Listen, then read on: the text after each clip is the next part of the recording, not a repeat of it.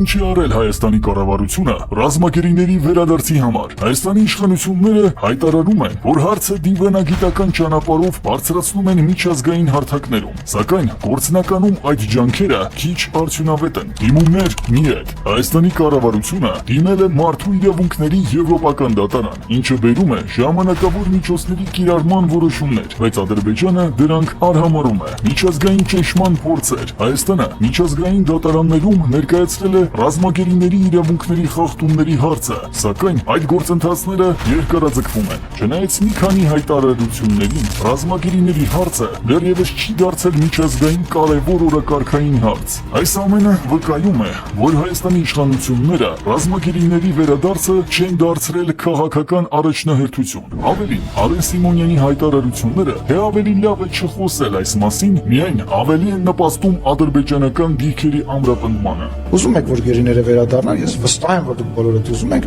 եկեք այդ թեմային